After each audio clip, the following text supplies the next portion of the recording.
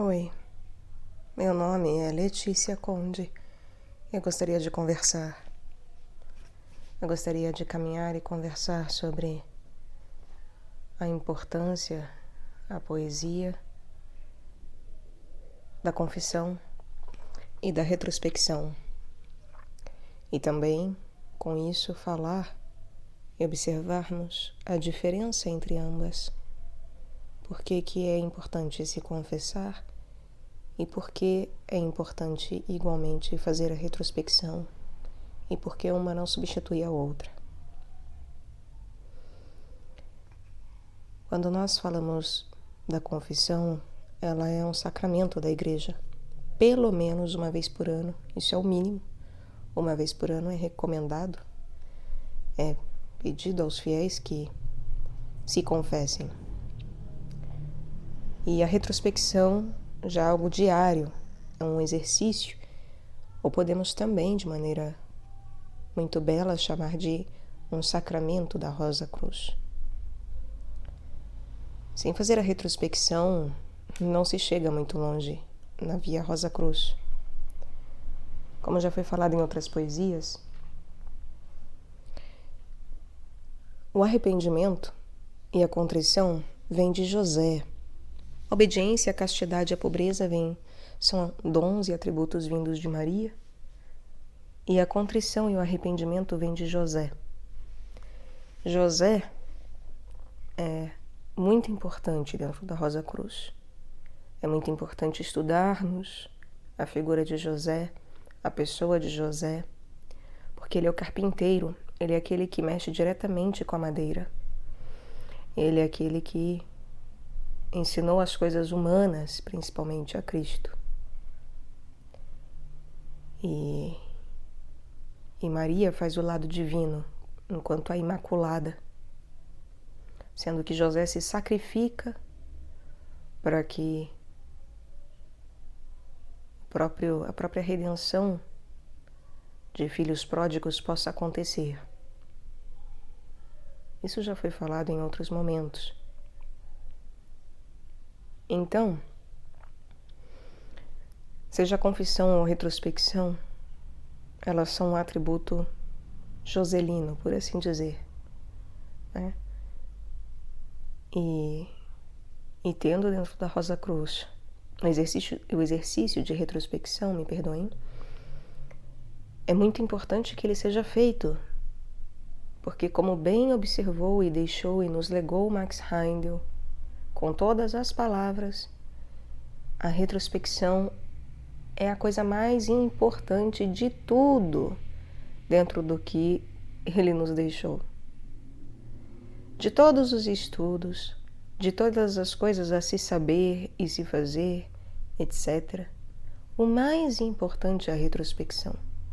E é por isso que é possível, com todo o amor e caridade, chamar a retrospecção de sacramento rosacruciano, né? Um sacramento da Rosa Cruz.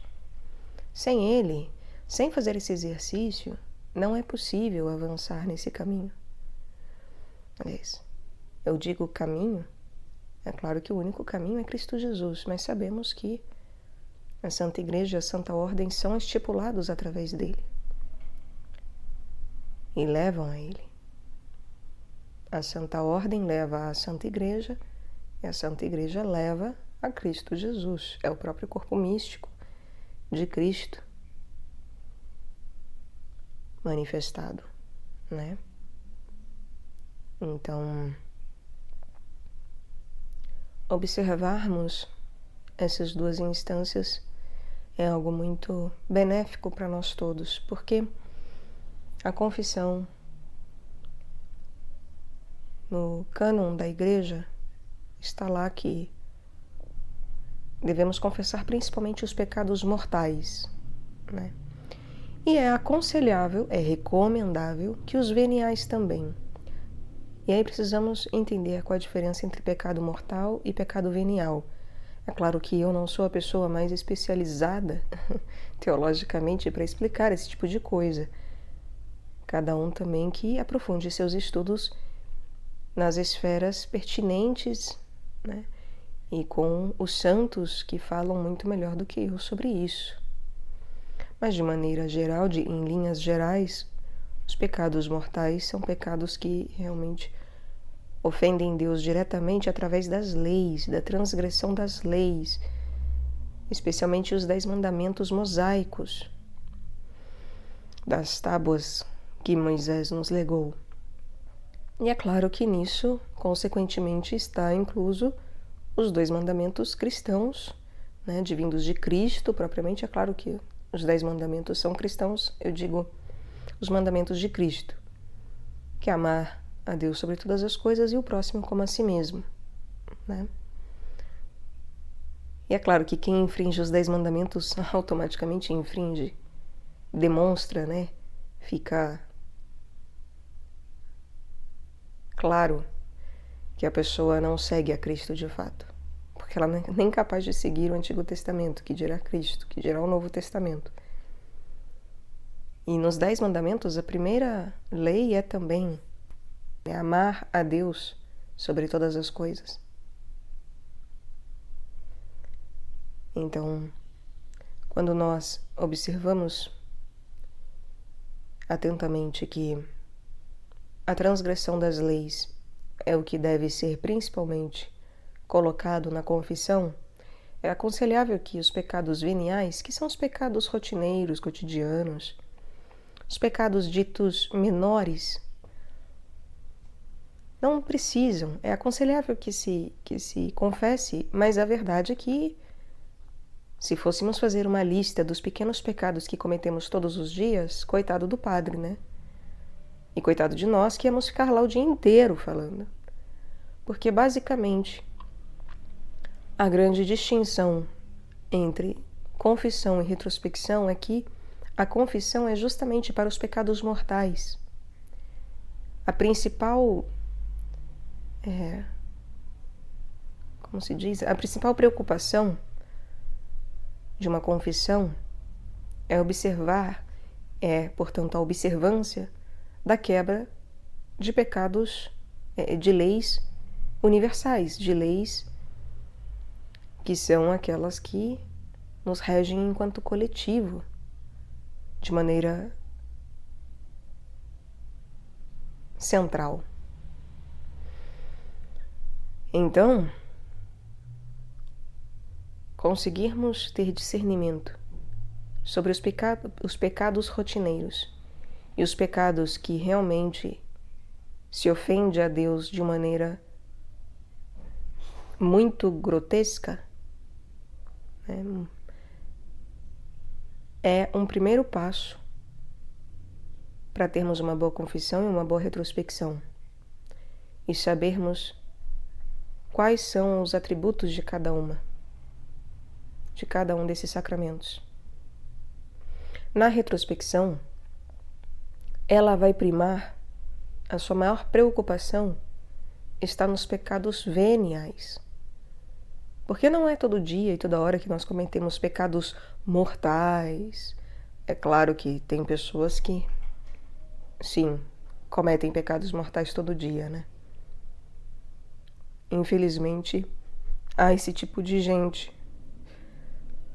Mas quem já está buscando uma via através da Rosa Cruz, supõe-se que já não está mais cometendo pecados mortais todo dia, né? Já tem um mínimo de discernimento para compreender que é preciso lutar contra esses pecados mortais. Ainda que eu irei passar pecado a pecado, veremos como que no fundo nós pecamos, sim, mortalmente, e nem sabemos. Como é algo muito mais profundo a observância das grandes leis e como que é possível ir de escala em escala, em oitavas, a ponto de vermos que, no fundo, a gente não segue nada das 10 leis mosaicas. Mas, basicamente, a retrospecção é para pecados do dia a dia. E é por isso que é um exercício para se fazer todos os dias, não é dia sim, dia não é quando eu me lembro, não é quando eu quero, é todos os dias, durante a noite, antes de dormir, revisando o dia e observando justamente as pequenas faltas nossas. Porque, como dizem os santos, os pecados veniais são pequenos, mas quando somados geram um peso que pode se tornar maior do que o dos pecados mortais. E é muito bonito observarmos isso, porque isso mostra a que grau de importância uma retrospecção pode chegar a ter. Porque, por exemplo, pessoas que estão santificadas num grau evolutivo bem alto, que verdadeiramente vão ser tidas como santas,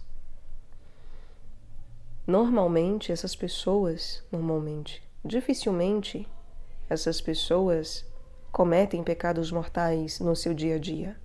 Muito dificilmente. Só que isso não quer dizer que só por serem santas não cometam pecados veniais. Todos nós cometemos pecados. Eu já falei sobre isso várias vezes, exaustivamente. Todas as criaturas erram. Pecam num sentido de errar o alvo, na sua etimologia. Porque muitas vezes nós não temos força para acertar o alvo, não temos mira.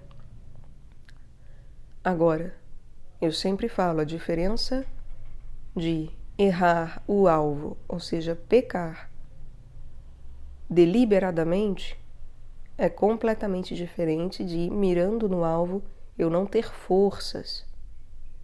Ou seja, as criaturas devem lutar contra os pecados, contra as tentações, lutar contra a sua própria fraqueza, lutar com a sua natureza, que mesmo sem ser decaída, mesmo que não haja decaimento, é imperfeita, porque não somos de Deus. Somos imagem e semelhança de Deus. E é claro que a partir da hora que somos transformados e de um não ser passamos a ser plenamente, é claro que isso que nós chamamos de erros não serão vistos como erros, porque justamente quando uma criança ela não realiza uma determinada tarefa 100% com perfeição, porque ela é uma simples criança, ninguém fica bravo com ela. Ela não tem que amargurar porque ela errou, porque ela não conseguiu, porque ela é falha. Não há nada disso. Mas ela se responsabiliza pelo fato de que ela precisa melhorar, amadurecer, aprender a fazer aquilo ali que lhe é exigido, né? Que lhe é pedido, que lhe é dado, doado enquanto dom, e ela precisa lapidar. E aí entenderemos que cada um tem um tempo estipulado pelo Pai. Não há por que ter raiva, ódio, ira. Não há por que ficar triste, depressivo, sofrer, porque não se conseguiu algo.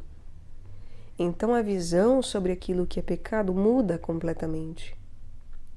E é por isso que Deus é infinitamente misericordioso, porque Ele sabe que um sincero buscador e uma pessoa sincera em seu coração, os puros de coração e de intenção, etc., aqueles que verdadeiramente buscam trilhar um caminho reto, que é o de Cristo, seu Filho, esses que ouvem o Espírito Santo são o verdadeiro templo de Deus.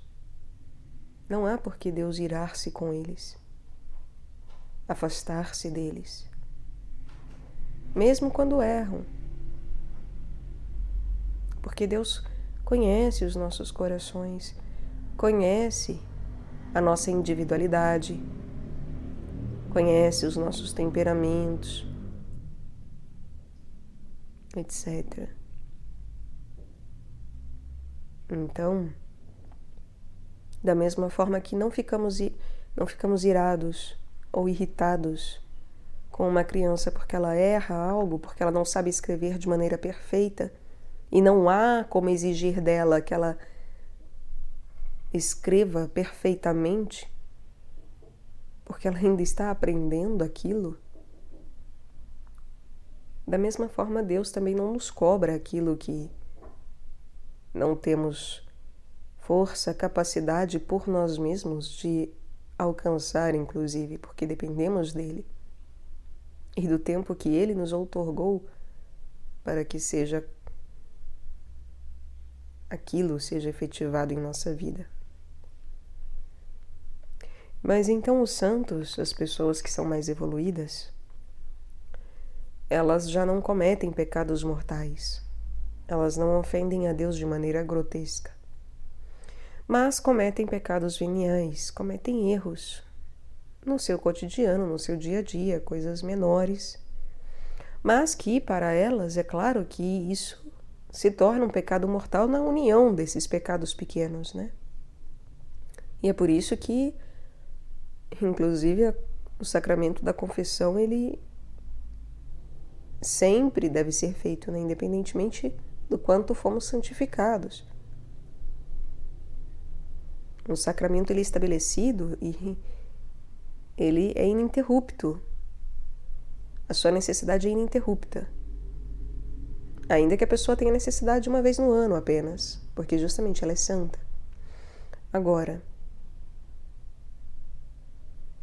a revisão, a retrospecção é muito boa para pessoas que vão justamente se santificando e evoluindo. Então vejam, quando nós observamos o nosso dia a dia, quando ainda não temos capacidade de observar e analisar as coisas arquetipicamente e, portanto, não sabemos de fato conceber de maneira consciente ainda os pecados mortais que cometemos, porque não conseguimos ainda verdadeiramente nem reconhecer o verdadeiro peso daquilo, a verdadeira gravidade daquilo, a queda que aquilo gera. A retrospecção auxilia porque passamos a fazer uma revisão do nosso caráter, né? Do nosso dia a dia, e aí vamos mudando pequenas coisas que aos poucos se tornam grandes coisas, grandes mudanças, né? Então, ela é muito importante enquanto um exercício primário. E é por isso que, inclusive, a retrospecção vai se relacionar ao mandamento de amar o próximo como a si mesmo e a um processo venusino, um processo de Vênus. E a confissão se relaciona a um processo uraniano, porque Urano é a oitava superior de Vênus, né? Inclusive, Urano e Vênus são os únicos planetas que giram ao redor do Sol no mesmo sentido, que é diferente dos planetas outros, né? Pelo menos é o que eu já ouvi falar. Mas a confissão é um processo uraniano. Então, requer verdadeiramente uma confissão para além do eu fiz isso, eu fiz aquilo outro, e muitas vezes até ser um desabafo, né? Porque as pessoas erram nesse quesito. Ela envolve razão, porque Urano é razão. Ela envolve um amor que é a razão superior, é a compreensão superior das coisas.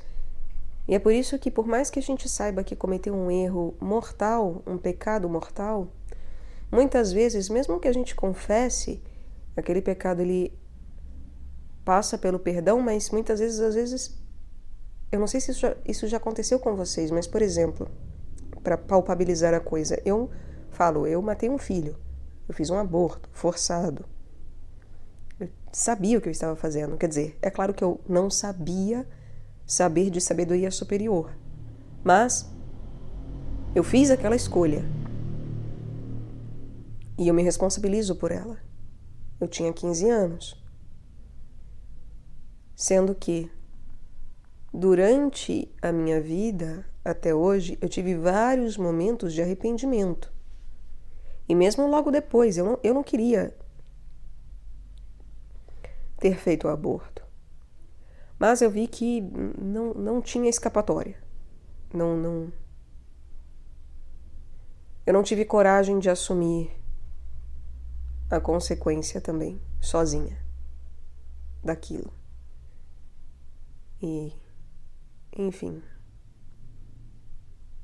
tem mil umas justificativas que não justificam o injustificável, né? Então não vou ficar me explicando, mas o fato é que é claro que eu passei por um arrependimento imediato depois do ato. Imediato. Antes, enquanto eu passei pelo processo de aborto, inclusive, eu pedi perdão para esse filho. Enquanto estava acontecendo, eu ficava pedindo perdão. Antes de começar o processo e depois. Pedia perdão por aquilo que eu ia fazer com ele. E depois, durante vários momentos da minha vida, eu passei por momentos de arrependimento. Mas é completamente diferente quando você verdadeiramente se dá conta, se é que eu me dei conta, mas eu sei que é diferente, que algo é isso, com a minha conversão, houve a possibilidade de um entendimento maior, de uma sabedoria, não é nem entendimento, é uma sabedoria maior em relação àquilo que eu fiz. E quando isso acontece, quando isso, no caso, aconteceu, eu instantaneamente caí de joelhos chorando. Não tem como, você grita, urra, é uma dor gigantesca. E não é porque, eu perdi meu filho porque eu queria um bebezinho, porque eu queria um filho. Não é algo egoísta. É você verdadeiramente se arrepender em ter matado o outro, não importa que outro. É você saber que você infligiu uma dor no outro e que você infringiu uma lei que não há justificativa para isso. Não há.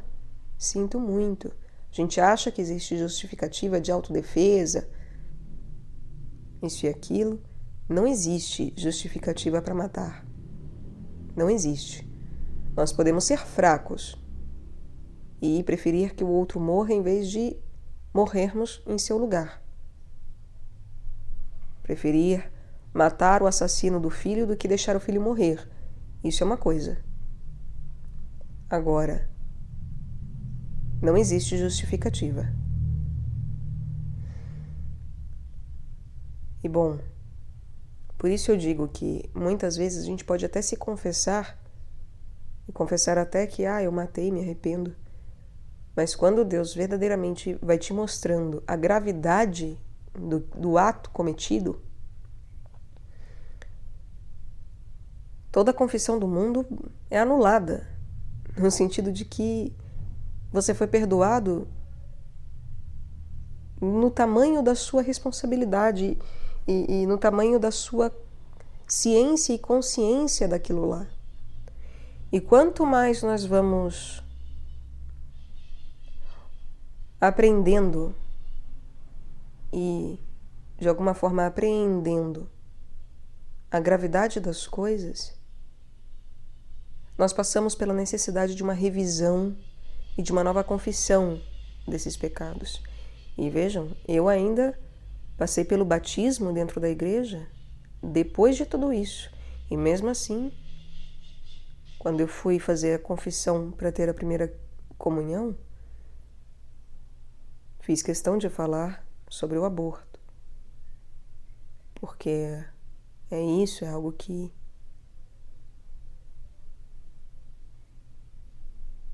Deus perdoa.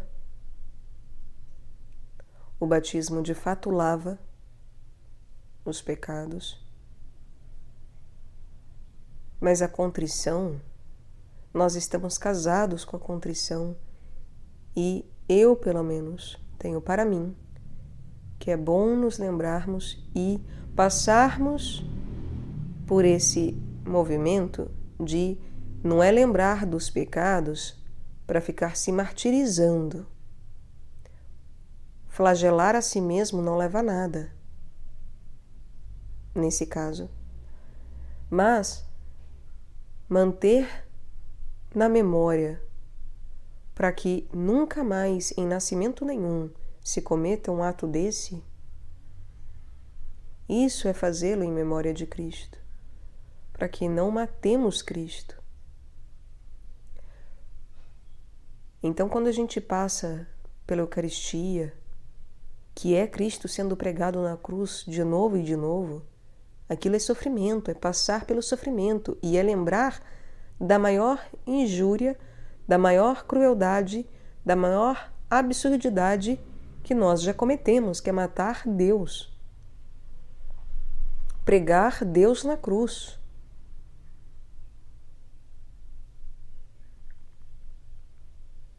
Então, fazer algo em memória de Cristo passa por dor. De alguma forma, envolve dor, porque envolve sacrifício. E é por isso que envolve contrição. Envolve obediência, pobreza e castidade.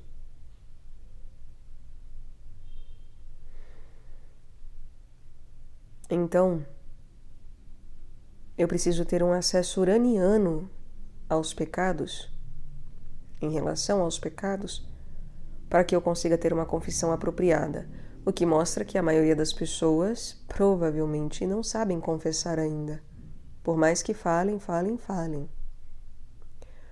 Porque é algo de uma razão superior. E isso não quer dizer que não possa doer e a gente não possa chorar e ter reações emocionais ali na hora e sentimentais. Mas ainda assim, mesmo tendo reações, eu, por exemplo, chorei na minha confissão. Agora, o que deve imperar é a razão superior. É o entendimento e a explicação do porquê você pecou. Agora, na retrospecção, não há isso. Na retrospecção, como somos nós com Deus?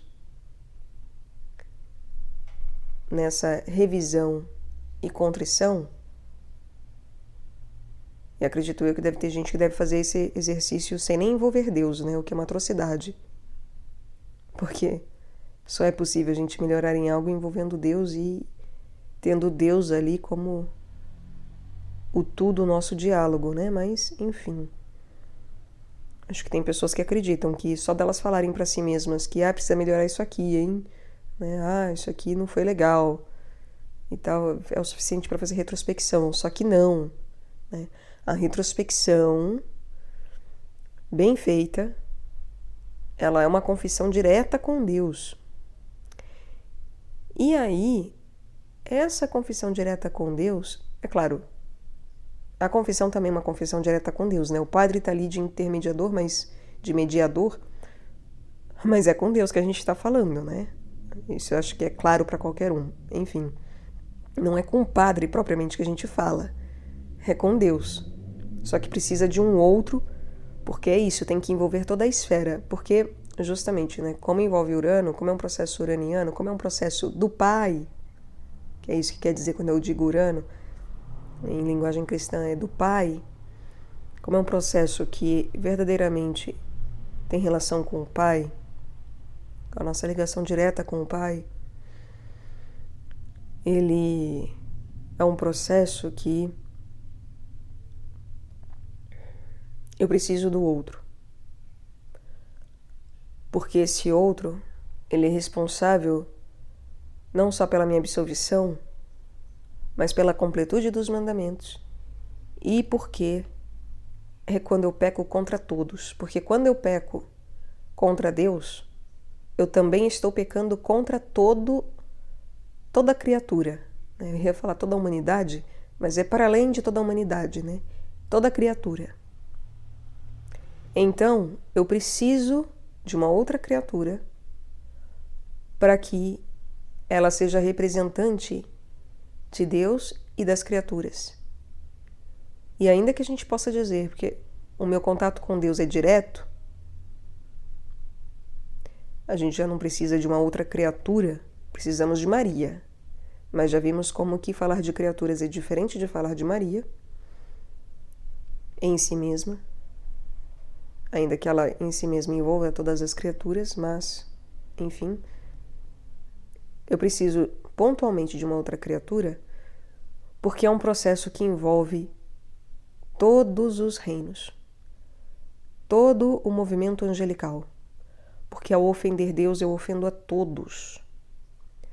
E aí eu preciso me reconciliar com a comunidade, e não só com Deus. Então eu preciso de um representante da comunidade. Isso é irrevogável, é necessário. E é por isso que a confissão, ou melhor, é por isso que a retrospecção jamais vai substituir a confissão. Jamais. Contudo, na retrospecção, pode parecer que é algo mais elevado, porque, sou eu e Deus diretamente. Somos Deus e eu, melhor dizendo, Nunca eu e Deus, mas sempre Deus e eu. Somos Deus e eu, e isso pode dar a impressão de ser algo superior. Só que não é. Não é. Porque só é Deus e eu unicamente por conta de ser um processo individual. E um processo individual não é universal. Nunca vai ser. Tá? Então é por isso que ele é venusino. Por isso que ele se refere a Vênus, que é inclusive um planeta pessoal. Então, na retrospecção, o que é importante? É importante eu ter em mente que eu estou em conversa com Deus e não comigo mesmo, porque isso é queda, é vaidade. A pessoa pode passar 50 milhões de anos fazendo retrospecção, não vai adiantar absolutamente nada se ela não compreende que é com Deus que ela está conversando e não consigo mesma, Isso de eu aconselho a mim mesmo, bobajada. Eu absolvo a mim mesmo, eu melhoro a mim mesmo, isso tudo é bobagem. E compreender que só vai ser um processo superior, não superior à confissão, mas superior no sentido de necessidade em relação à confissão, necessidade diária, por conta também da santificação. Os santos naturalmente fazem isso, As pessoas que vão sendo seriamente santificadas automaticamente fazem uma retrospecção. Elas podem não fazer o exercício de maneira como foi colocada pelo Max Heindel, que otimiza esse processo. Mas elas o tempo todo estão atentas e revisando as suas ações, seus pensamentos, atos, palavras, etc. Omissões. O tempo todo elas sabem muito bem reconhecer e ficam buscando reconhecer no que elas erraram. São pessoas que não ficam satisfeitas. Se você falar assim, você está ótimo, você é maravilhoso, você é santo. Justamente elas vão falar, não, eu sou um verme. E vão perscrutar seu coração em cada canto para achar e mostrar que elas são um verme, porque elas sabem acusar a si próprias. Então, o que é importante numa confissão e numa retrospecção também? Nas duas, o que é importante? Saber acusar-se. Ser o seu próprio acusador. Primeiro, porque nós já fazemos papel de diabo, porque nós já somos diabolos, porque somos cindidos de Deus e fazemos com que os outros também se afastem de Deus, Então, nós somos muito mais semelhança hoje do diabo, do mal, do que do bem. No aspecto diabólico da coisa de separação daquilo que é bom, daquilo que une, daquilo que é símbolo. Eu me oponho a Deus, eu nego a Deus. Nós fazemos isso rotineiramente, Isso é... Enfim. E a única maneira de nos de alguma forma, milagrosamente, porque é por milagre isso, né? Milagre.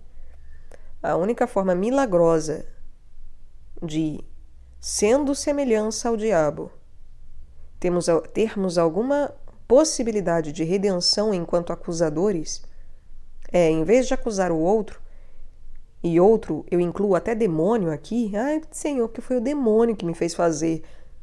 Tá errado. Eu fiz porque eu quis. Ponto. Tem demônios? Sim. Existem? Sim. Nos tentam? Sim. Nos dominam? Sim. Aliás, não é nem dominam. Porque dominar só Deus, né? Só Ele é Senhor. Nos obsedam? Sim. Sim. Não devemos acusar demônios. Ponto. Expulsá-los, lutar contra, sim. Acusá-los, não. Porque por mais que o demônio tente, por mais que a besta tente, o diabo, o nome que se dê na categoria que seja, não é responsabilidade do mal as nossas escolhas. Ponto. E quanto mais nós amadurecemos em relação a isso, melhor é para nós todos.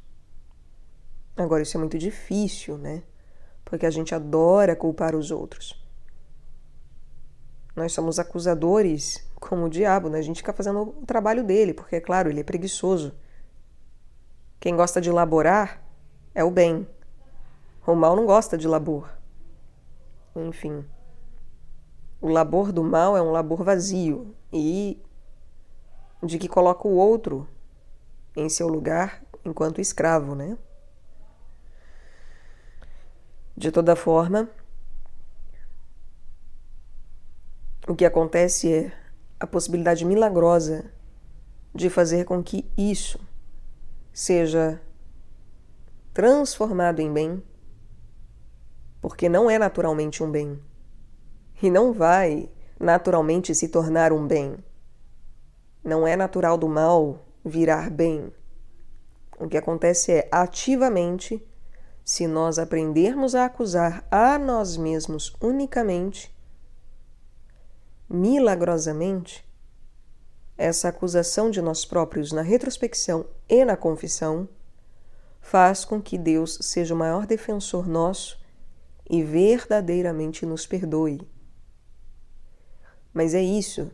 O perdão é dado a todos? Sim, mas sempre um mais, né? Nós temos que ativamente participar do processo de salvação, de redenção, de ressuscitação, de crucifixão. Então, nós temos que nos pregar a nós mesmos na cruz, acusar a nós mesmos enquanto pregadores, enquanto aqueles que não sabem o que fazem, nem o que falam, mas que fazem e falam, para que daí Deus possa verdadeiramente nos limpar dos pecados. Mas precisamos tomar a nossa cruz. Precisamos saber o mal que carregamos. A horizontalidade que nos pesa e que o tempo todo nos vai ao lombo.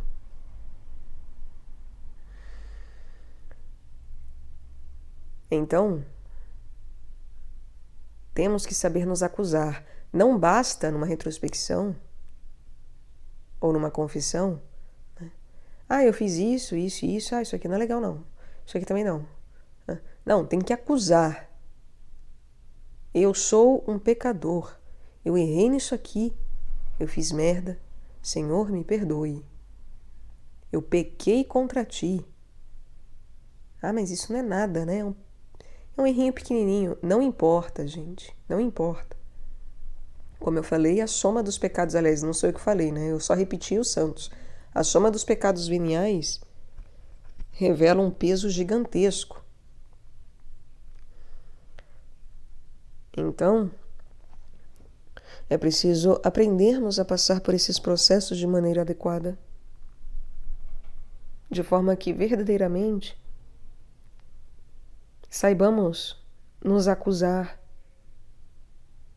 Saibamos verdadeiramente ver que não somos dignos de nada. Não merecemos nada, nem melhorar.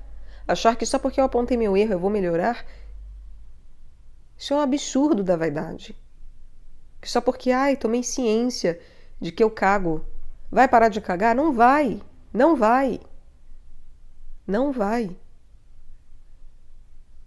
Mas por Deus, vai ser possível que, mesmo cagando, a gente seja limpo. É igual criança que realmente vai usar vaso e não sabe se limpar, porque nem tem como. Nem tem como. Nenhuma criatura limpa a própria bunda, né? Meio que isso. Por isso que aquele que não se fizer como criança não entra no reino celeste, cara. Não entra. Ponto. E fazer-se criança é em tudo, inclusive na hora de limpar a bunda. E de limpar a boca, porque eu não sei, quem tem bebê sabe, dá comida pro bebê. Enquanto é criancinha nova, tal, vê a lambança que não é e que não fica. Pergunta se a criança tem capacidade de, vou arrumar isso aqui, a minha lambança, vou me limpar. Não sabe nem abrir a torneira, que dirá lavar a boca, pegar um guardanapo, limpar as coisas. Não tem noção. Não tem. E por isso que precisa dos pais, para que limpe por elas. O mesmo acontece conosco. Nós precisamos pedir para que Deus nos limpe. Porque senão a gente vai ficar assado. Vai ficar com comida na cara.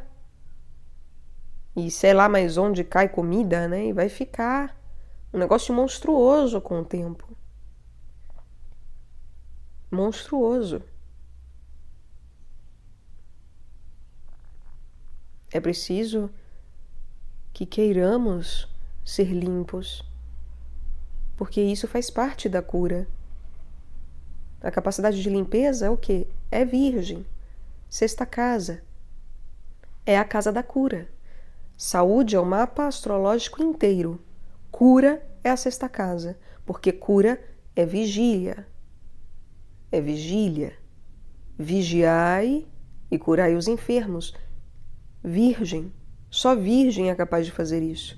Só quem tem virgem de maneira elevada enquanto vivência, e todas as coisas pertinentes à virgem, é claro, não é só o signo, mas é a sexta casa, é Mercúrio, é Quirón. Só a pessoa que passa por isso é que tem capacidade, ganha o dom e a responsabilidade junto do dom, que quanto mais é dado, mais é cobrado também, de poder curar os enfermos.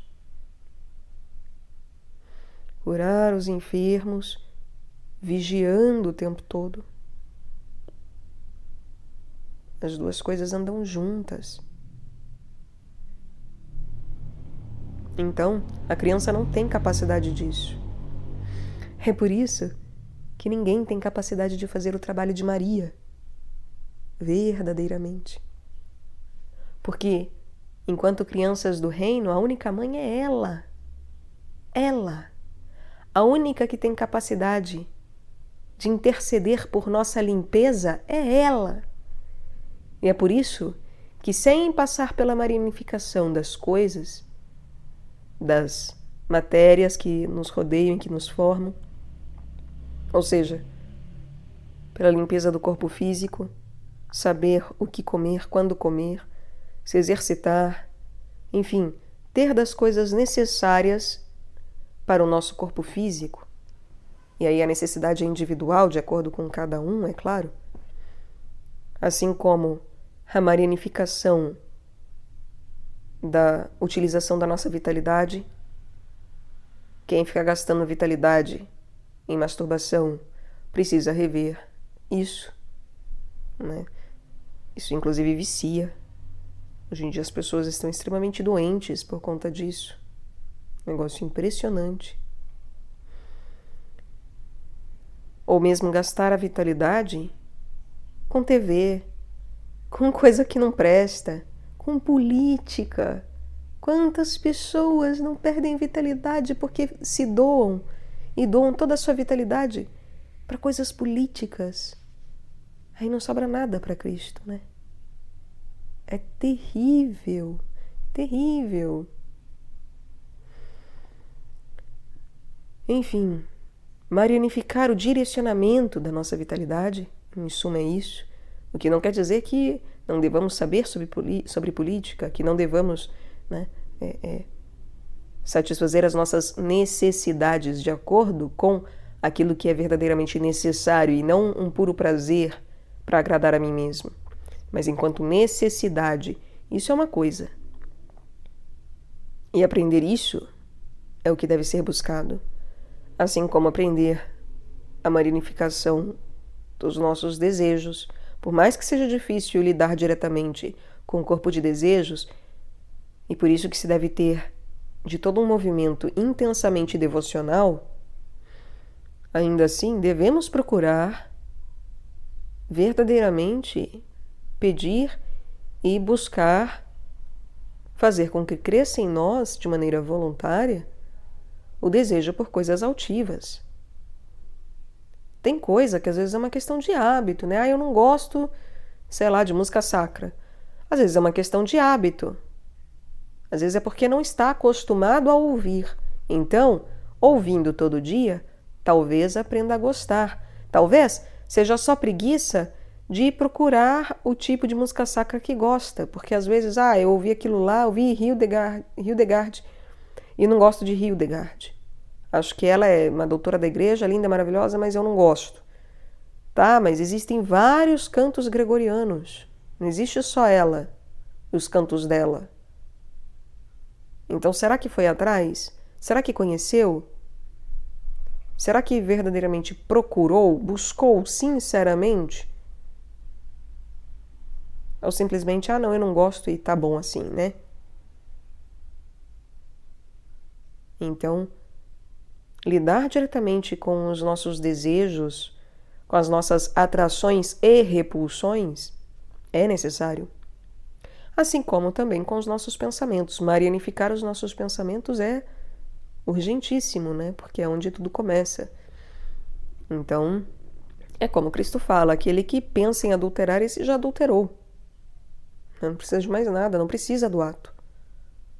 Inclusive, a igreja fala, né, que a gente tem que confessar os atos, mas quanto mais nós vamos aprendendo a ter do movimento do Pai, né, a ter da consciência do Pai, ou seja, de um processo uraniano, em outros termos, mas nós vamos vendo que falar o ato não é nada, né? Eu pensei na mulher do vizinho. Compreender arquetipicamente o que isso envolve permite que nós tenhamos uma confissão muito mais apropriada. Por exemplo, né, ainda chegaremos lá, observando arquetipicamente os 10 mandamentos, mas só para citar já de antemão, o 9º mandamento, né, não cobiçar a mulher do próximo, algumas traduções trazem não cobiçar a casa do próximo. Por quê? Porque casa, mulher, significa a matéria-prima do próximo. Tanto que a 10ª lei é não cobiçar as coisas alheias. Por quê? É a matéria secundária, aquilo que lhe rodeia. Então não devemos cobiçar nem a matéria-prima, nem a matéria secundária da pessoa, dos outros. Isso significa eu não cobiçar, eu não desejar ser alguém diferente, eu não desejar ter o corpo do outro, eu não desejar ter a inteligência do outro, eu não desejar ter o humor do outro, eu não desejar nada que compõe o outro e também nada que compõe o outro de maneira externa, né, agregada, que pode ser efetivamente as suas coisas, roupa, carro, profissão, sei lá mais eu o quê. Até família, né? Tem gente que cobiça até a família alheia. E isso é muito difícil, porque quando nós verdadeiramente nos damos conta, Porque senão tava fácil, né? A mulher que for heterossexual, tá fácil. Nunca vai pecar o 9º mandamento. Cobiçar a mulher do próximo. Só que não é bem assim. Não é. Porque muitas mulheres cobiçam o corpinho alheio. Porque queriam ser igual fulana, igual ciclana, em vez de verdadeiramente buscarem meios para aceitarem a si mesmas. E não é aceitar as suas falhas, né? Aceitar, eu sou linda do meu jeito e acabou. E aí eu não corro atrás também de me melhorar. Não é isso. E eu fico achando que umas coisas grotescas que eu tenho é bonito. E o outro tem que engolir, tem que aceitar. Não é sobre isso. Que acontece muito hoje em dia também. As pessoas acham que não tem beleza relativo. Não, não é relativa. Agora, se eu não nasci bonita, se eu não nasci harmônica, em termos estéticos, não adianta nada eu ficar cobiçando isso e desejando isso e vivendo para isso, né? Em busca disso. Melhorar uma coisa ou outra que dê, tudo bem. Agora, viver em função disso é estar em pecado mortal profundo o tempo inteiro. Porque essa é a problemática dos pecados. Quando eu cobiço a matéria-prima do próximo, eu automaticamente rejeito a minha matéria-prima. E isso é um pecado contra Maria, inclusive. Porque ela é a matéria-prima de todas as matérias, em verdade. Então, quer dizer, eu peco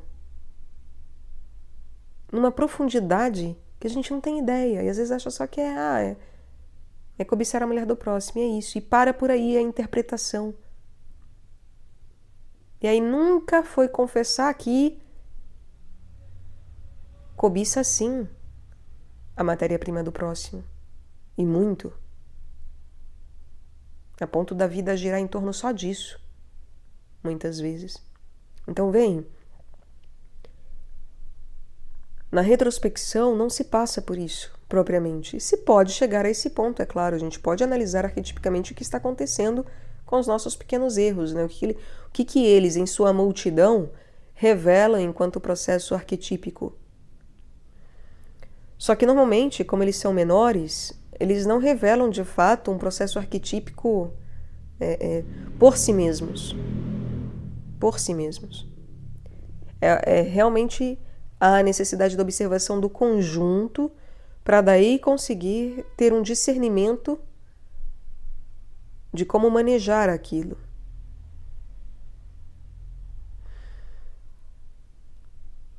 Então,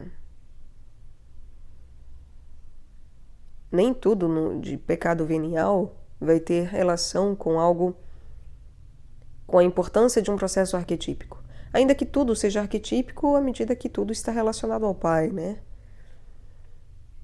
Tudo também entre aspas, porque tem coisas que o verbo não penetra e que recusam o Pai, né? Negam a Deus.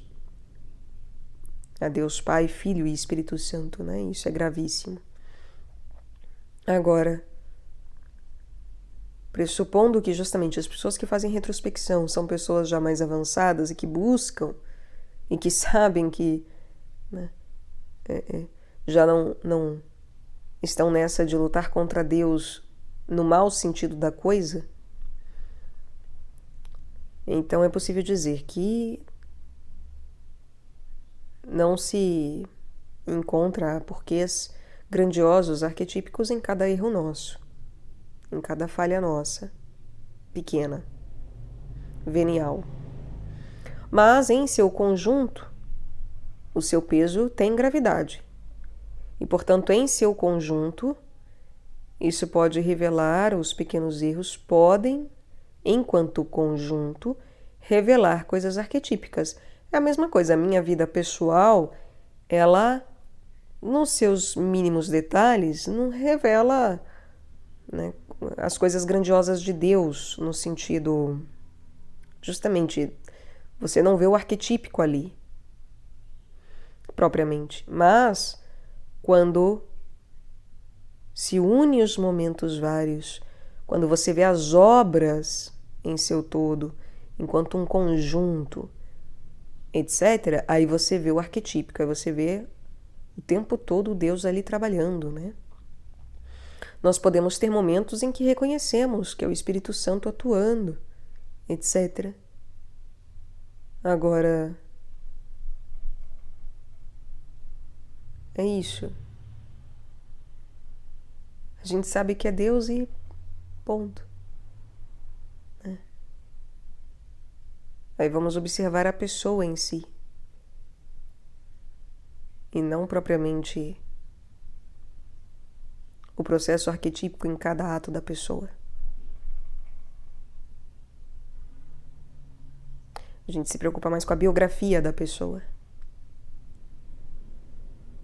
Então, quando a gente une a biografia de todos os santos, a gente vê algo arquetípico acontecendo. Quando a gente olha a vida toda de um santo, a gente também vê algo arquetípico acontecendo. Agora, quando a gente olha as pequenas coisas, os pequenos momentos, é muito mais difícil ver as coisas arquetípicas acontecendo isoladamente. E é isso que eu quero dizer, isoladamente. A gente pode até intuir. Aí está acontecendo isso aqui. Mas sem o conjunto você realmente não chega, não é possível chegar a uma conclusão. Não é possível. É por isso que a própria santificação, né, o próprio ser santo só é possível depois que a pessoa morre, né? Arquetipicamente você precisa unir nascimento com morte para poder dizer que uma pessoa verdadeiramente foi santa. Enquanto ela não morre, não se pode dizer que uma pessoa é santa. Isso é um equívoco, né? Que estamos sendo santificados é uma coisa, é diferente de ser santo, de fato, com S maiúsculo. Então,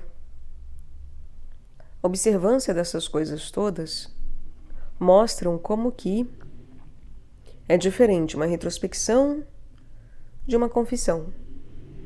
E observar esses pequenos detalhes entre uma e outra mostra como que uma não substitui a outra, não se equivale à outra, e que, portanto, mesmo uma pessoa que faz retrospecção todo santo dia, ela precisa se confessar. Porque mesmo a retrospecção, ela não limpa os pecados mortais. Ela pode nos ajudar nos pecados veniais, e de fato ajuda, mas ela não nos livra dos pecados mortais. Ela não nos limpa dos pecados mortais.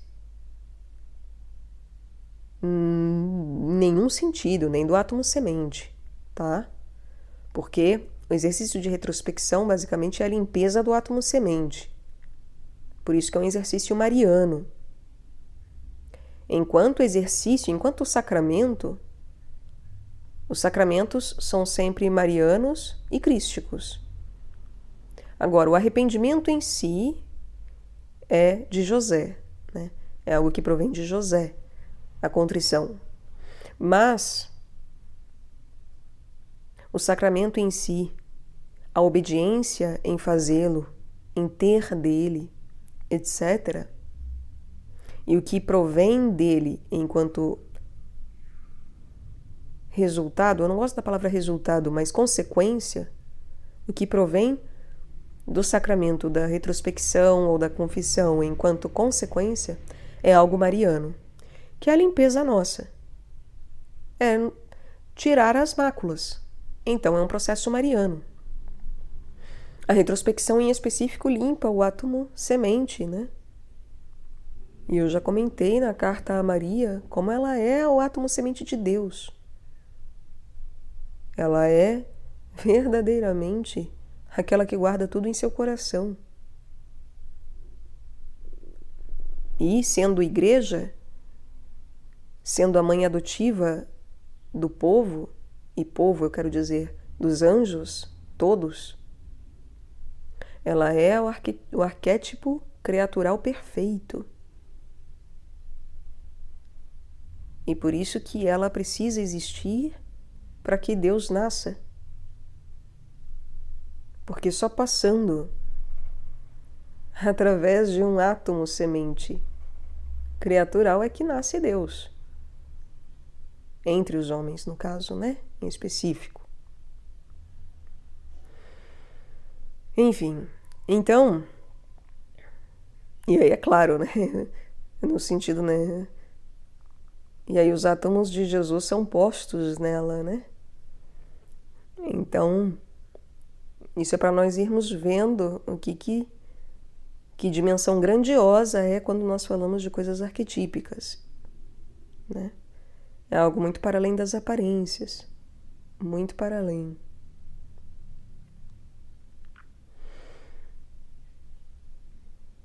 A própria memória da natureza se relaciona a Maria, se relaciona ao átomo semente de Deus. Todas as criaturas funcionam enquanto guardas de Deus, das coisas de Deus. Átomos que recebem informações divinas. Mas Maria é aquela que guarda, como o nosso átomo semente, é aquela que guarda eternamente. Ela é a arca da aliança, a que guarda as coisas materiais de Deus. E tanto assim é que guardou inclusive o corpo material de Deus, não foi de uma criatura qualquer. De Deus feito criatura, mas de Deus. Criatura sim, verdadeiro homem, verdadeira criatura. Mas acima de tudo, verdadeiro Deus. E sendo exercícios marianos, né, os sacramentos, não sei se é uma heresia eu falar que um sacramento é um exercício, né, chamar a confissão de exercício, mas enfim, os sacramentos, me perdoem, né, pela minha leiguice aqui com as coisas, minha ignorância, mas a importância mariana desses sacramentos mostra que cada um serve a uma determinada função mariana e que a retrospecção não substitui a confissão e que tem coisas que a retrospecção não limpa no átomo semente. Não limpa. Não limpa. A pessoa pode passar a vida inteira, todos os nascimentos, fazendo retrospecção. Não limpa. Precisa da Santa Igreja, porque precisa do corpo de Cristo em si mesmo. E precisa passar pelas criaturas para isso. Porque precisa do intermédio de Maria. E precisa de um representante das criaturas. Que naquele momento representa também Deus e também Maria. Que é a nossa advogada perante Deus. Assim como o próprio Jesus também é nosso advogado. Mas isso porque própria Maria é o corpo de Deus também. Porque a igreja é o corpo de Deus e Maria é igreja. E por isso que Maria é a união de todas as criaturas, de todos os reinos angélicos. Por isso que ela é a mãe de todos. Mãe adotiva de todas as criaturas. Então, nós não nos confundimos com as coisas celestes, mas nos tornamos representantes delas. Por isso nos tornamos um Cristo, uma Maria. Por quê? Uma igreja, um templo, uma santa ordem, um cravo, uma rosa, um lírio, uma cruz. Nos tornamos representantes de coisas celestes, de coisas que Deus nos deu e nos dá a todo momento, através de sua própria vida. E aí, justamente, o exercício, esses sacramentos marianos, essencialmente marianos, de limpeza. É por isso que não se chega a Deus sem Maria.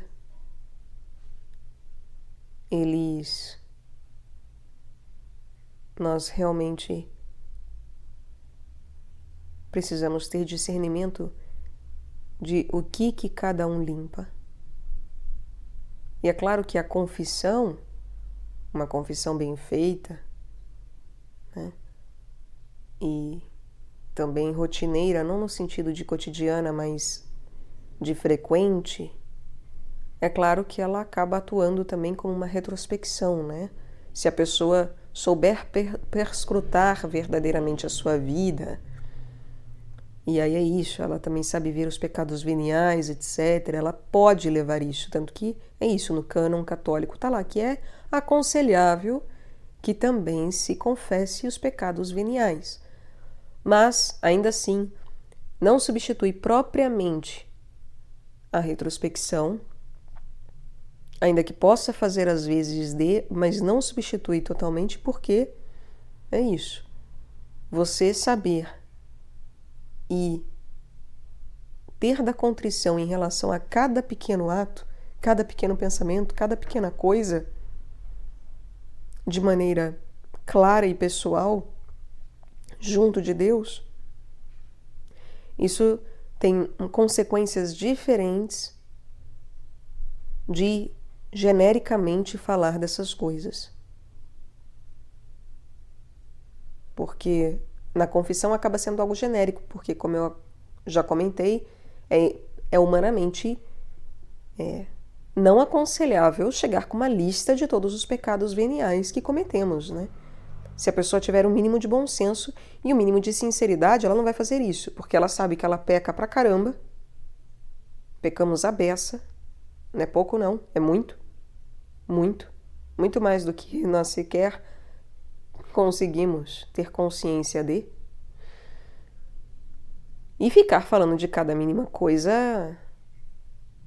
Nossa mãe do céu, coitado do padre, né? Como eu já comentei, coitado.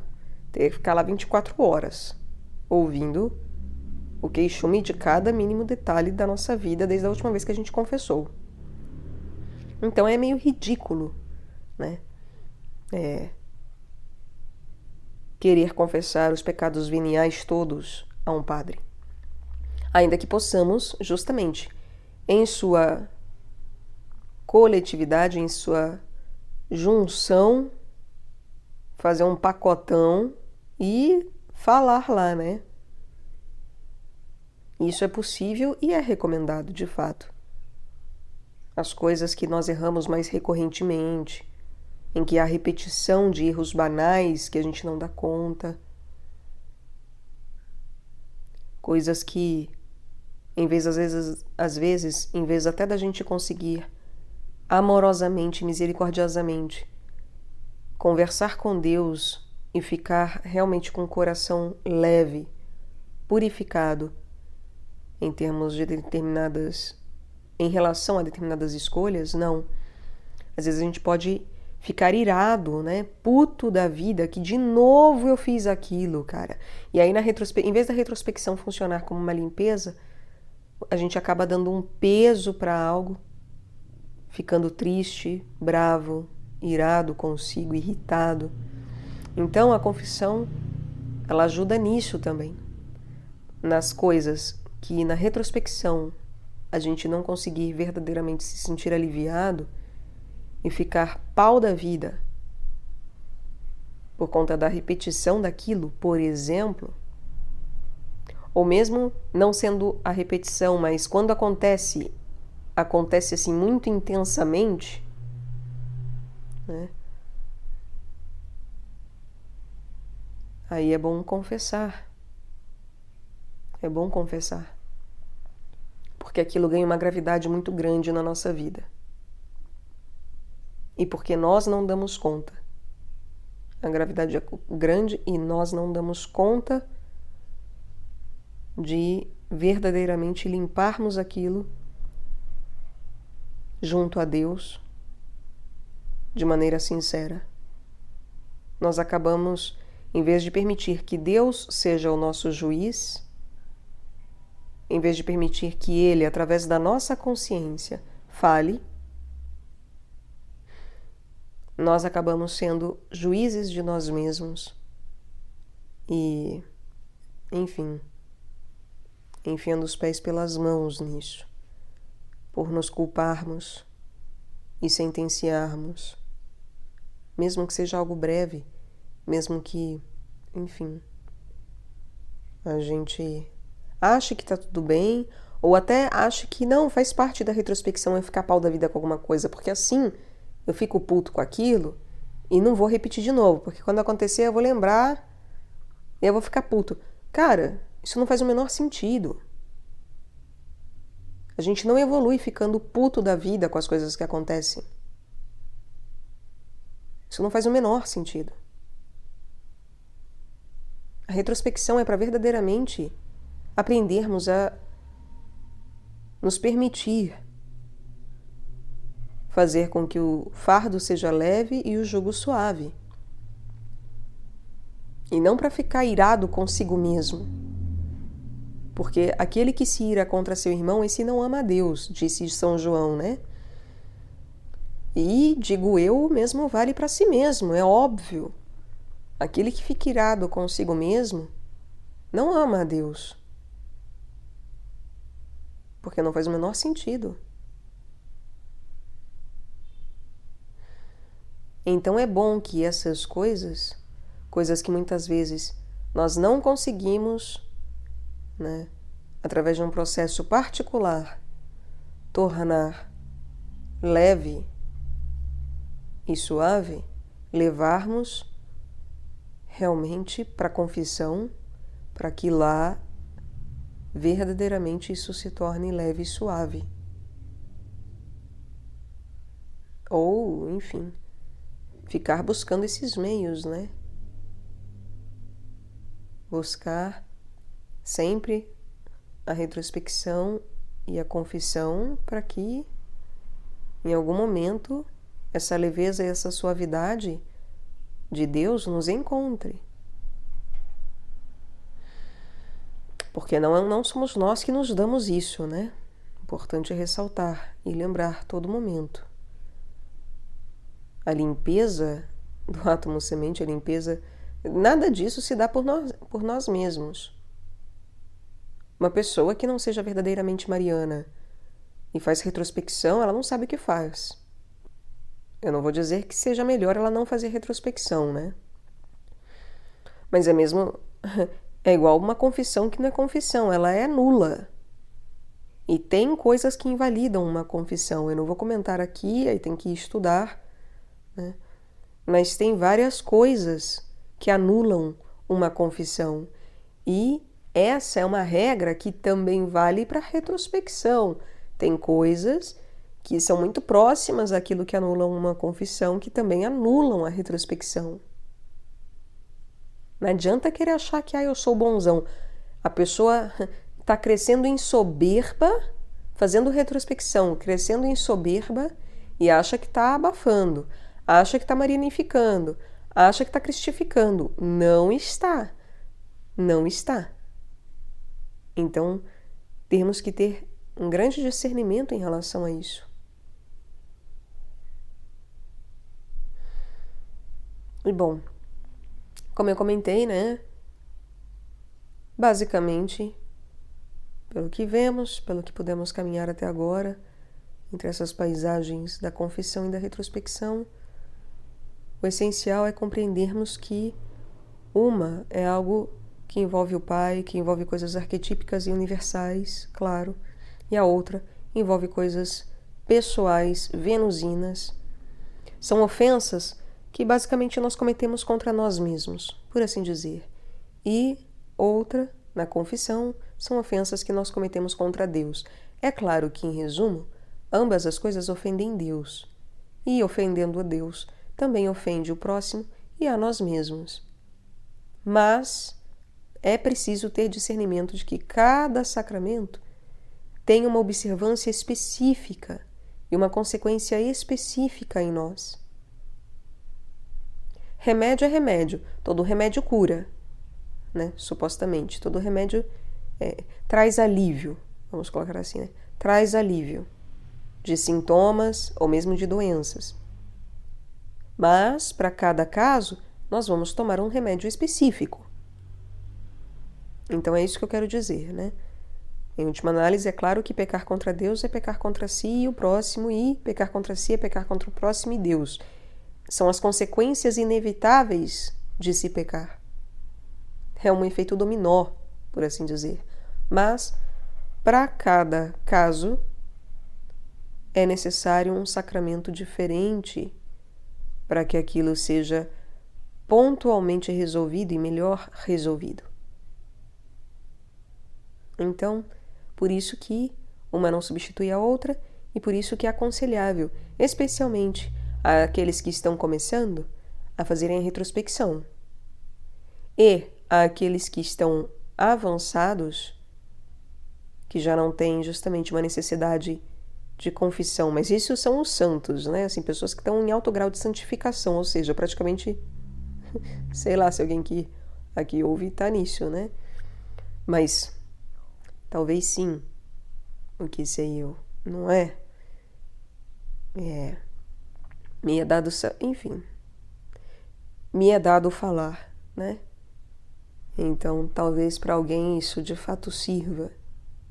Conheço uma pessoa pelo menos para quem isso serve. Conheço.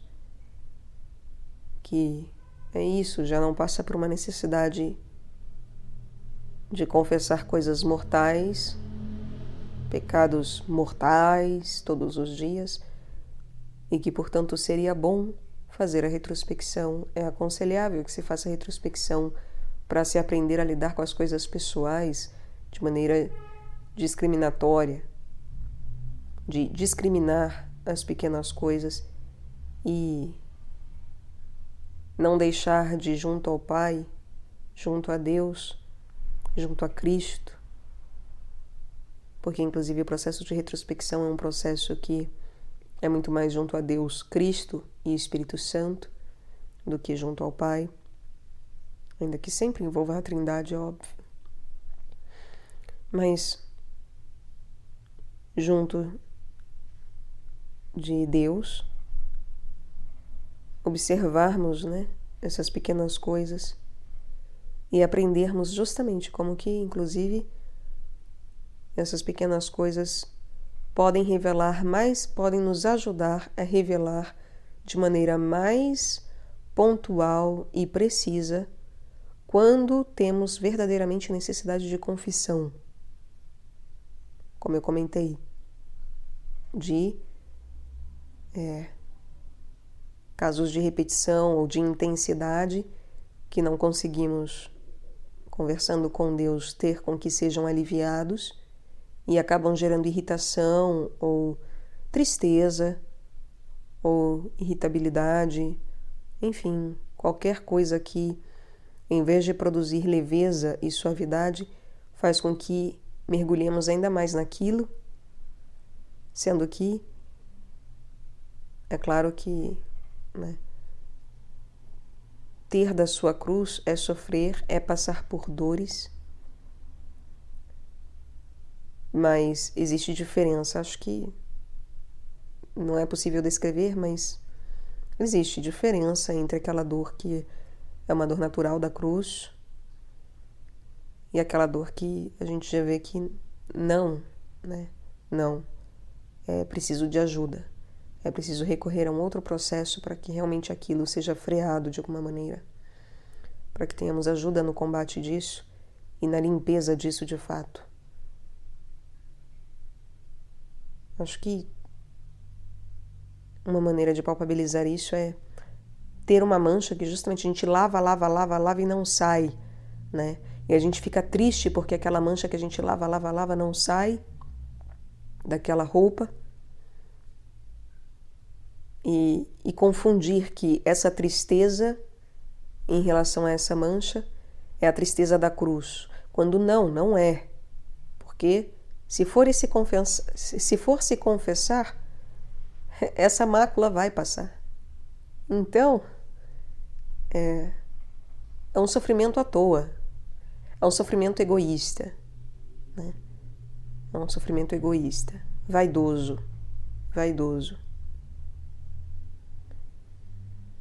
Enfim, então mostra como que pessoas mais elevadas podem muito bem se beneficiar da retrospecção, principalmente pessoas, justamente, de alto grau petrino. Porque, né, as coisas de Pedro são dadas a João e as de João são dadas a Pedro. E no nosso dia a dia também, pessoas que estão passando por um acordar dessas coisas, ainda de maneira inconsciente, como pessoas que são auxiliares invisíveis, mas de maneira inconsciente, né, não sabem quando acordadas que são auxiliares invisíveis. Da mesma forma, tem pessoas que estão passando por ensinamentos e tem muita gente que se envolve com coisas petrinas e são joaninos. E muita gente que se envolve com coisas joaninas e são petrinas. E assim, tem gente que vai jurar de pé junto, não, eu sou joanino, né? Porque quer ser de São João, que quer ser da Rosa Cruz, porque quer ser filho do fogo, o nome que se dê, né? Blá, blá, blá. E não, é filho de São Pedro, né? É filho de São Pedro, não é filho de São João. Ah, enfim, mas aí a pessoa quer acreditar que ela é joanina. Deixa, né? Deixa. Muitas vezes, não é sempre, tá?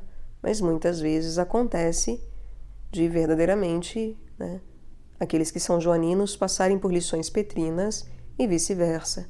Porque afinal, aprender mais daquilo que você já tem naturalmente, né, ficar desenvolvendo aquilo que já te é natural, não tem muito sentido, né? Então, nós lapidamos aquilo que já naturalmente temos, sim, mas é através do outro que desenvolvemos de fato as coisas que nos faltam e que nos são urgentes em muita medida. Então, enfim, é muito bom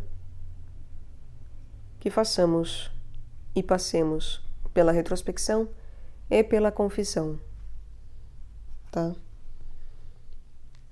E eu falei que eu falaria sobre os pecados mortais numa leitura arquetípica, e eu farei isso, mas em outro momento, porque assim vão ficando menores essas caminhadas, essas falas, e penso que seja mais proveitoso. E aí eu faço um específico a quem quiser, é claro, sobre a poesia dos pecados mortais ou a problemática dos pecados mortais, né? Falando aí sobre justamente a beleza de se saber identificá-los e saber observá-los de maneira verdadeiramente arquetípica, dentro do que me é possível ver, lembremos, minha visão é limitada, assim como, né, toda a problemática que, ao mesmo tempo, ao observar isso, nos traz na vida, e como que a gente tá ferrado. Nós pecamos e não sabemos, né?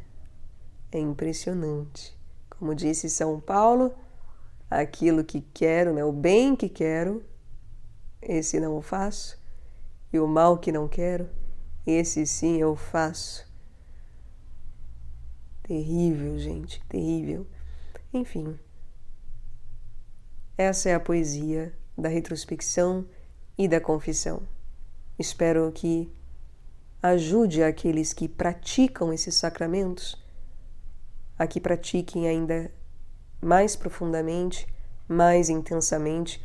Aliás, falando em intensidade, me lembrei que justamente, né, eu falei que a confissão ela é muito mais racional, ela é muito mais da razão superior, ela é muito mais de uma admissão objetiva, não é nem objetiva, porque pai é sujeito, né? Mas é uma admissão concreta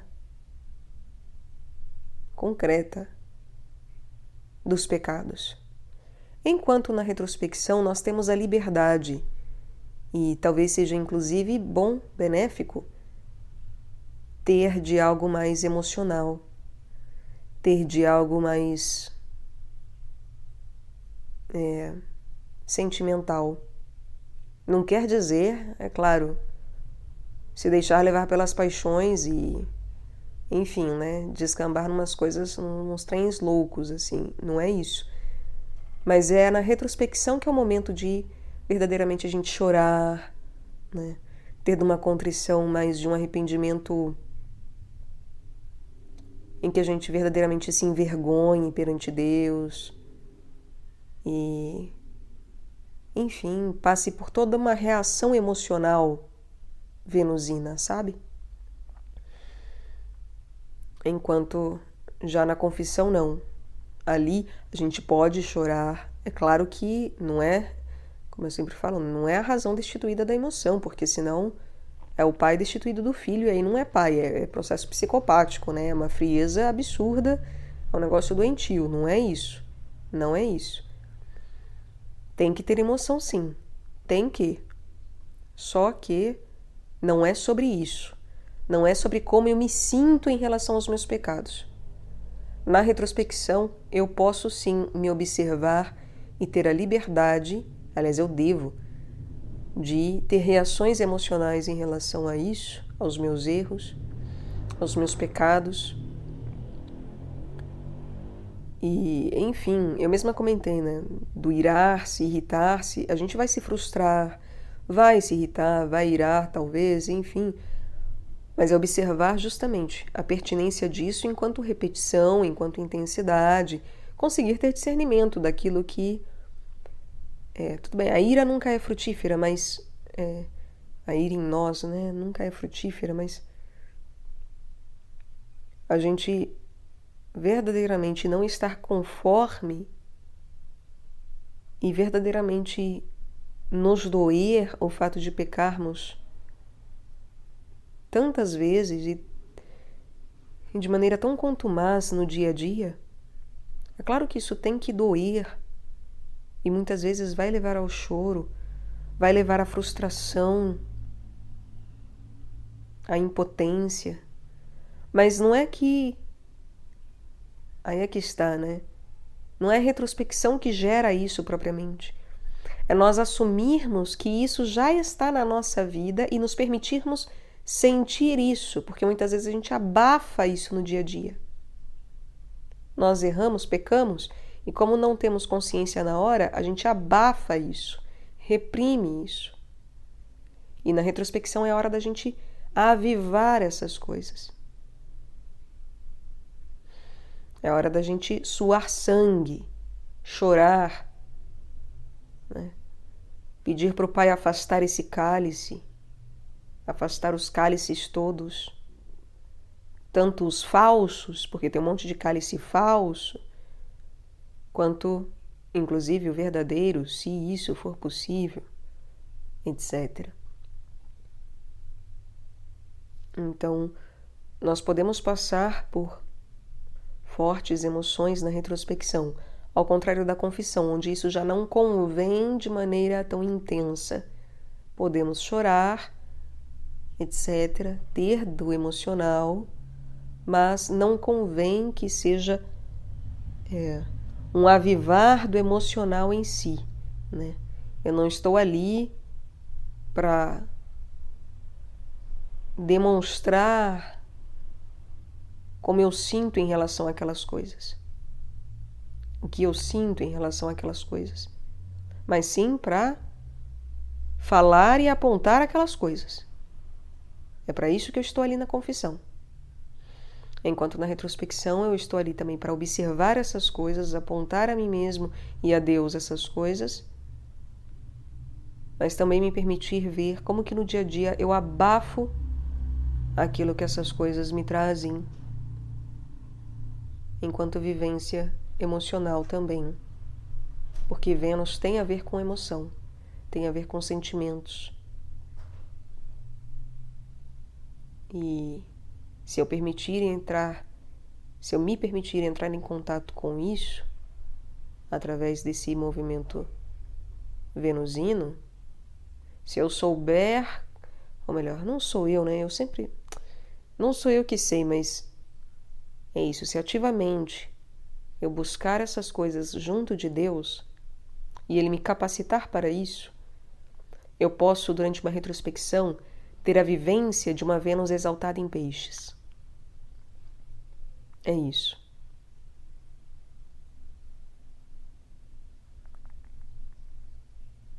Esse é o grau de beleza que pode se chegar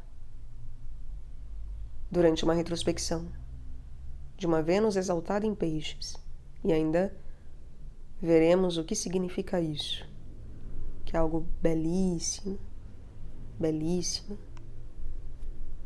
Se permitir estar ali perante a praia, né, na orla da praia, perante o oceano, e simplesmente se emocionar, saber-se um nada, saber-se um grão naquela areia e saber contemplar aquilo de fato e se emocionar com essa contemplação, com esse contato, com essa beleza e ao mesmo tempo com a nossa incompetência ao afundar nas águas, né, como Pedro, etc. Enquanto num processo de confissão, no sacramento da confissão, nós podemos, numa confissão verdadeiramente profunda,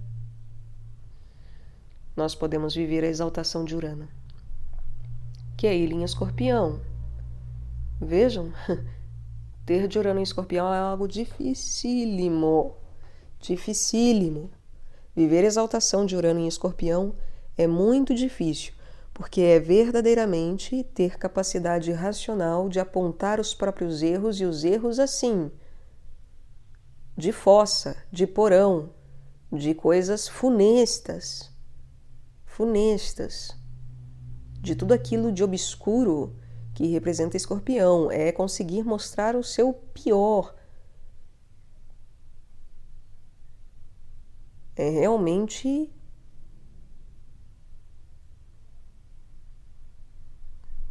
intenso.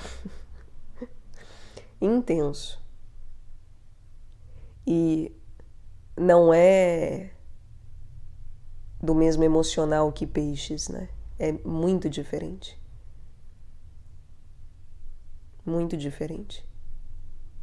Escorpião é também água, é emocional, mas não é chororô, não é... Enfim... Não é... Como que eu posso colocar? Não é um sentimental de levar a algum lugar. Escorpião, se envolver muita água, afoga, né? Em peixes a gente afunda. Se deixar levar pelo emocionalismo também, se vira emocionalismo, afunda. Mas se perde, né? Se perde, vira deserto, se perde. Vira um deserto de água. Mas Escorpião, como é o meio das águas, se nós nos permitirmos nos levar por essa água, a gente se perde completamente.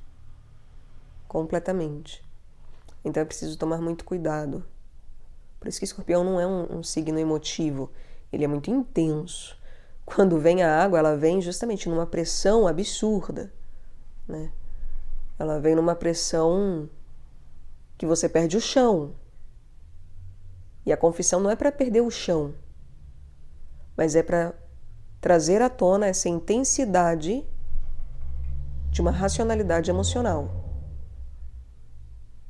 Conseguir, de maneira profunda, mostrar para o outro o que é estar naquele meio daquela água. É completamente diferente de deixar-se levar por aquela água. Eu não sei se é possível observar isso, mas enfim, tento colocar nas melhores palavras que encontro. Basicamente, o que representa Urano em Escorpião é um choque. É não só a pressão grande da água de Escorpião, mas é também a eletricidade de Urano, que funciona como um desfibrilador. Então, o que acontece na exaltação de Urano em Escorpião é que, após o nosso coração ser transformado em carne, sendo que era de pedra, ele ainda está morto, está sem pulso. E então Urano em Escorpião ele funciona como um desfibrilador que faz com que volte a pulsar. Acontece que se você ficar usando isso de qualquer jeito, mata em vez de salvar. Então, é preciso saber na confissão identificar exatamente quais coisas precisam ser ressuscitadas, porque é verdadeiramente a possibilidade disso, de fazer com que aquela carne pulse.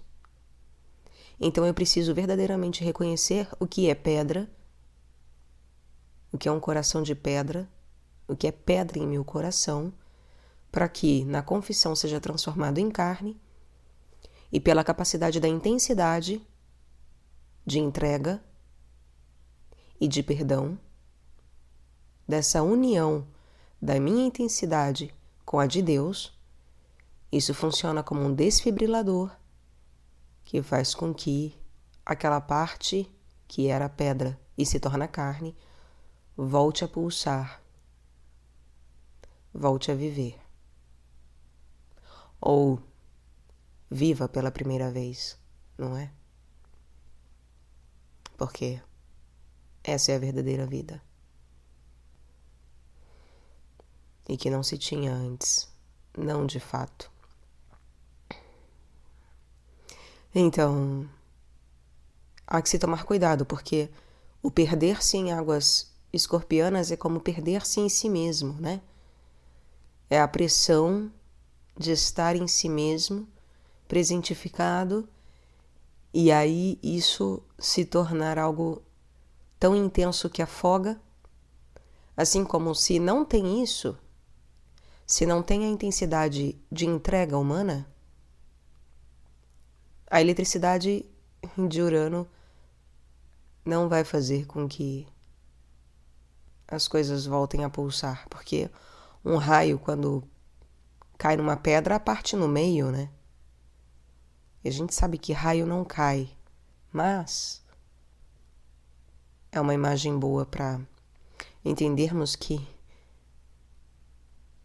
enfim, vai causar estrago de alguma maneira. Vai causar estrago. Ou no máximo, não vai ter raio. Simples assim. Ou seja, não tem a conexão com o divino de fato. E a responsabilidade é nossa, tá? É nossa. Nós é que temos que carregar essa água para que seja possível essa eletricidade perpassar o corpo todo e chegar em cada canto que precisa chegar. Por isso que é uma água de meio, porque assim ela consegue levar esse choque aos extremos, inclusive levar ao fundo e levar ao raso, à superfície no caso. E Câncer só vai ser um pouco mais tranquilo, ele traz mais pressão ainda porque é o fundo do mar, mas só tem uma qualidade de ser um pouco mais tranquilo em relação à intensidade, em relação ao emocional, apesar de Câncer ser super mimimi. Eu tenho pavor de coisas cancerianas em muitos aspectos, porque tem chão. Só que é raro o nosso lado canceriano saber colocar o pezinho no chão no fundo do oceano. É raro, é raro. Mas quando consegue, é excelente. Aí acaba mimimi. Acaba chororô canceriano. Acaba. Vira uma coisa belíssima.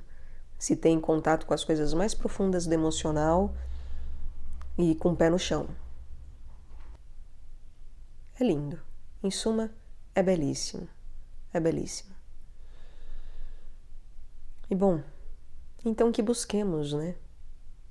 Uma Vênus exaltada numa retrospecção e um Urano exaltado em Escorpião durante uma confissão. Essa é a possibilidade que esses 2 sacramentos nos trazem enquanto vivência. E que tenhamos deles todos os dias a retrospecção e no mínimo uma vez no ano a confissão.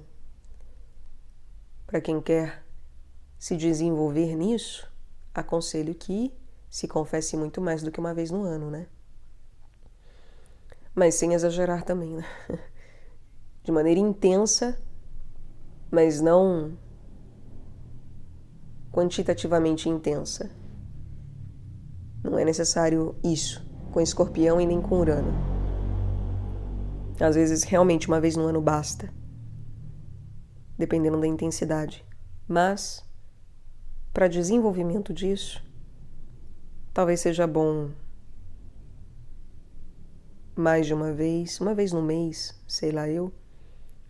Uma vez no mês, dizem que é bom. Para que observemos até a nossa capacidade de aprofundamento e intensificação desse processo. É bom. É bom. No mínimo, o mal não vai causar, a não ser que a gente vá todo dia confessar, né? Aí, coitado do padre. Enfim, acho que isso nem é possível hoje em dia. Graças a Deus. Façamos retrospecção todos os dias. Isso vai ajudar. E muito. Enfim, e não substituamos uma pela outra e nem confundamos os processos de uma e de outra, porque são diferentes, com consequências diferentes e, enfim, para casos diferentes. Tem remédio que trata de vários males e remédio que trata de menos males. A confissão trata dos males também que uma retrospecção trata, mas não é bom substituir. Isso pode trazer prejuízos. Às vezes uma homeopatia resolve, em vez de usar logo um tarja preta, né? Em vez de usar tarja preta, vai de homeopatia. É bom, né? A tarja preta vai funcionar para vários casos, para muita coisa. Vai resolver, mas é isso.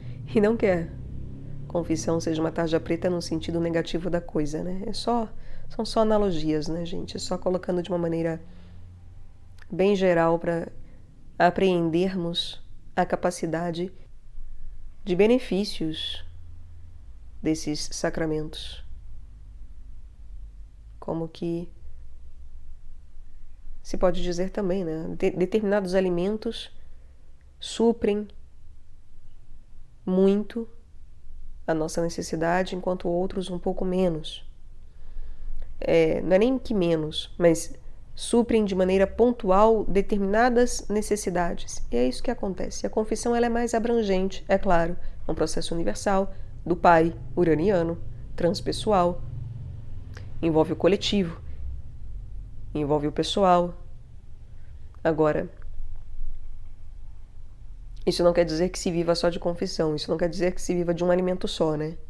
É preciso variar. E tem horas que não é preciso de um alimento para tudo. Às vezes o meu problema é específico e um alimento específico é que vai ajudar. Que é o caso da retrospecção. Inclusive para os santos, como eu comentei. Para os santos é muito recomendável a retrospecção. Para uma pessoa que está sendo santificada, é muito recomendável a retrospecção. Tanto ou mais do que a confissão. Em termos de rotina e de exercício em si, né? Exercício de continuidade daquilo e quantidade daquilo e intensidade daquilo. Enfim, creio que ficou claro. E se não ficou, perguntem também, enfim, falem também. Seja por e-mail, seja nos comentários. É possível também perguntar e argumentar também, seja o contrário, seja outras coisas, enfim. É isso, meus queridos. Um forte abraço. Que Deus vos guie e guarde sempre, agora e sempre. Amém.